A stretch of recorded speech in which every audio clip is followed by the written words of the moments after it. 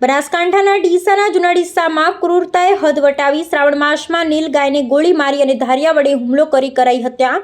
ગૌપ્રેમીઓમાં ભારે રોષ. બનાસકાંઠાના ડીસા પંથકમાં શ્રાવણ માસ દરમિયાન ક્રૂરતાની ચોંકાવનારી ઘટના સામે આવી છે. અજાણ્યા શખ્સે નીલગાયને પહેલા ગોળી મારી, ત્યારબાદ ધારિયા વડે હુમલો કરી મોતને ઘાટ ઉતારી. આ ઘટનાથી ગૌપ્રેમીઓમાં ભારે રોષ જોવા મળી રહ્યો છે. બનાસકાંઠાના ડીસાના જૂના ડીસા પંથકમાં સ્થાનિક લોકોએ અચાનક ગોળીનો અવાજ સાંભળ્યો. લોકોએ સ્થળ પર પહોંચી જોયું. ખેતરમાં અજાણ્યો વ્યક્તિ નીલગાય પર ધારિયા વડે હુમલો કરી રહ્યો હતો. આ હુમલા પહેલા નીલગાયને ગોળી મારવામાં આવી હતી, પછી તેનો એક પગ કાપી નાખવામાં આવ્યો હતો. સ્થિતિને જોતા લોકોએ કાંઠ ખાતેની જલિયાણ ગૌશાળાને સંપર્ક કર્યો અને ઘાયલ નીલગાયનું રેસ્ક્યુ કરાવ્યું. જોકે મોડી રાત્રે થયેલા આ હુમલા બાદ આજે વહેલી સવારે સારવાર દરમિયાન નીલગાયનું મોત થયું છે. આટલી હદે કરાયેલી ક્રૂરતાને લઈ ગૌપ્રેમીઓ રોષ ફાટી નીકળ્યો અને આરોપીઓને ઝડપી પાડી કાયદેસરની કાર્યવાહી કરવાની માંગ ઉઠી છે. શ્રાવણ માસમાં બનાસકાંઠામાં થયેલી આ ઘટનાએ ગૌપ્રેમીઓને ઝંઝોળી નાખ્યા છે. હવે જોવાનું રહેશે કે પોલીસ ક્યારે અને કેવી રીતે આ ક્રૂર કૃત્ય કરનાર આરોપીને કાનૂની સજા અપાવે છે.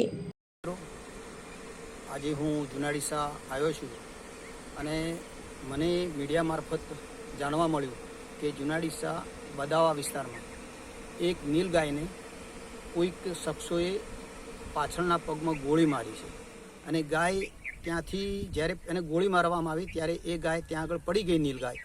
ત્યારબાદ એની ઉપર ધારિયાથી ઘા કરવામાં આવ્યો છે, કોઈ પણ એક હથિયારથી ઘા કરવામાં આવ્યો છે. પરિણામે ત્યાં આગળ અત્યારે લોહી પણ બહુ વહી ગયેલું છે અને આપ વિડીયો મારફતે પણ જોઈ શકશો. આવું કૃત્ય કરવાના જે પ્રત્યક્ષદર્શીઓ હતા એમના કહેવા મુજબ એવું છે કે એક એક્ટિવા હતું બાઇક કલરનું અને એક એક્ટિવા હતું અને એક બાઇક હતું. આ બે વસ્તુ લઈને આવેલા અને 3 થી 4 ઈસમો હતા. અહીંયા જ્યારે ગોળીનો અવાજ આવ્યો ત્યારે બાજુના ખેતરમાં જે ભાગ્યા તરીકે ભાઈ કામ કરતા હતા એ દોડીને આવે એ પહેલાં તો એ લોકો, એક ભાઈ ઊંચી વાડ હતી એ વાડ કૂદી અને ભાગી ગયો, જેના પગના નિશાનો પણ અત્યારે આપણે જોવા હશે તો જોવા મળશે. અને એ રીતે એક અબોલા પશુ ઉપર નિર્મમ હત્યાનો ગુનો કર્યો છે. તો આની ખરેખર તટસ્થ તપાસ થવી જોઈએ અને જે કોઈ ગુનેગાર હોય એને સખ્તમાં સખ્ત સજા થવી જોઈએ, એ જ અમારી માગણી છે. ખેડૂતનો ફોન આવ્યો કે કંઈક અવાજ થયો છે ગોળીનો અને કે એક માણસ કૂદી અને આપણા ખેતરમાં આવ્યો છે. એટલે હું તરત ત્યાંથી જૂના ડીસાથી સીધો મારા ઘેર આવ્યો અને એ સમયે અહીંયા સ્થળ ઉપર આવીને જોઉં તો નીલગાયને એને ફાયરિંગ કરીને ગોળી મારેલી અને પાછળથી ખૂની ખેલ કે જે ક્રૂર હત્યા કહેવાય કે જેને જે આપણે એને કોઈ વર્ણન ન કરી શકીએ એવું એને પાછળથી એને ધાર્યું મારીને પગ આખો કાપી નાખેલો.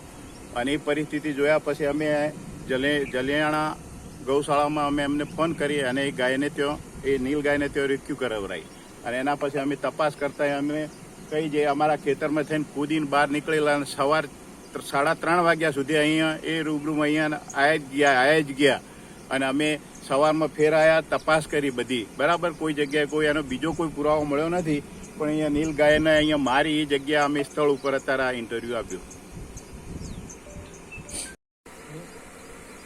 ઓકે, મારું નામ નાગજીભાઈ શેઠભાઈ મોદી, હું રહેવાસી જૂના ડીસા. મારા ખેડૂતનો ફોન આવ્યો 11:30, એટલે હું ઉડીને ઘેરથી અહીંયા આવું તો નીલગાયે અહીંયાને મારી ગોળી મારી હતી. બરાબર છે.